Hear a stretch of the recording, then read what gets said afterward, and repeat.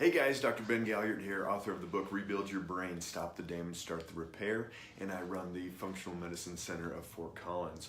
Just wanted to reach out today on a topic that we're seeing more and more of every day in practice, and this is a virus that we're seeing in people called Epstein-Barr. Many of you may have heard of this in the teenage years for a lot of people. It's called mono is the other term for it, but Epstein-Barr is that virus that sits underneath and causes these symptoms. And when we're talking about mono in a teenager, a lot of times people will have fatigue, they'll have flu symptoms, they'll feel run down. Sometimes if it gets real bad, they'll go into missing a month or 2 months or 3 months or the whole semester of school, and it can be very problematic.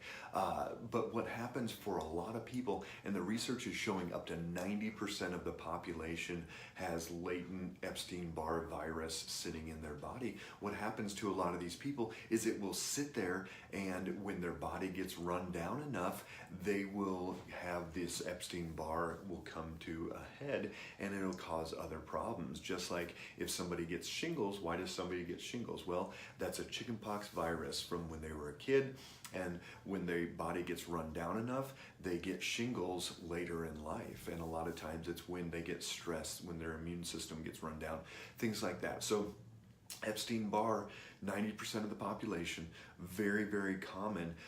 And now the research is pointing to how it is integrated in so many different diseases, especially autoimmune conditions. We look at any of the irritable bowel, the ulcerative colitis, the Crohn's disease, RA, MS, lupus.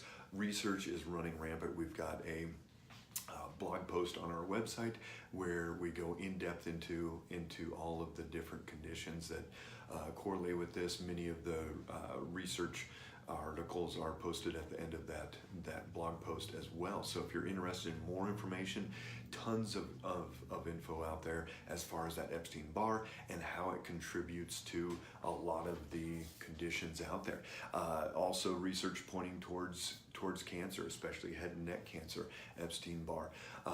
So this is something that I see in my own practice, and it's something I've been seeing for years, even before this research came out. One of the common ones is with Hashimoto's or autoimmune thyroid, that research shows 80 to 90% of Hashimoto's or of low thyroid is Hashimoto's. But guess what?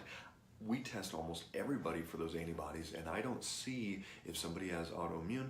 I see maybe 60% of the population will have antibodies to the thyroid with low thyroid. So is it not Hashimoto's? Well, I think what that 80 to 90% is taking into consideration is that what we're seeing now is that Epstein-Barr can actually settle into different parts of the body, and it can go into places like the thyroid, and then the body will start attacking, trying to get to that Epstein-Barr, but it actually attacks the thyroid as well. So what we see in blood work is an increased marker for viral activity. We see increased liver enzymes because viruses are very problematic for the liver, and we see decreased white blood cell count. So we see decreased immune system activity as we go through this. So just like anything that we need to support the body and support to get rid of this virus, because there is no great antiviral that's going to get rid of Epstein-Barr. There's no great vaccination, nothing that we can do at this point to truly get rid of or prevent that Epstein-Barr. So we have to do what we do with everything, is support the body, nourish the body. First thing that we have to look at is stress. And stress, obviously we've all got stress, work, kids, family, all these different things, and yet it's how we respond to that stress. I always say the number one stressor to the adrenals is blood sugar, highs and lows, so we got to figure out why that blood sugar is going up and down. Number two is going to be the alpha wave in the brain map that we do. If alpha is too high, we're going to be in this sympathetic dominant fight or flight state all the time.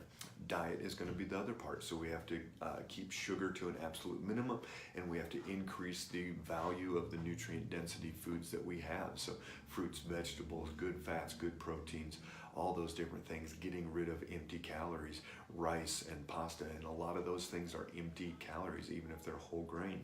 Then we have to work on the gut. We have to get that gut lining working, and that's going to help support that immune system, help take that toll off of the stressors of that immune response, and help with any autoimmune conditions that are developing. We have to make sure we're not adding toxins into the body, looking at everything that we have around us, and then we also have to make sure that we're eliminating those toxins, looking at the liver, dealing with the elimination process, having daily bowel movements, all those things.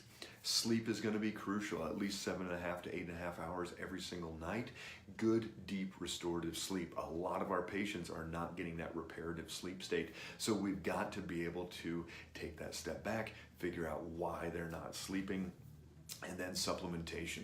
So immune support, and there's antiviral on the supplement side. Have to address it from both sides, but Epstein-Barr is a very, very common marker and common thing that is contributing to people's health issues. You're going to see this more and more over the next few years. We're going to see that Epstein-Barr really be a bigger component to research, to how we're going to be able to deal with people's health issues. So if you have any questions, if you know you had mono in the past and now you're dealing with chronic issues, or somebody else, a loved one, a family member, anything like that, send them our way. Give us a call, email, share, and like this Facebook video, because this is going to be that cutting edge information that people need to get their health back.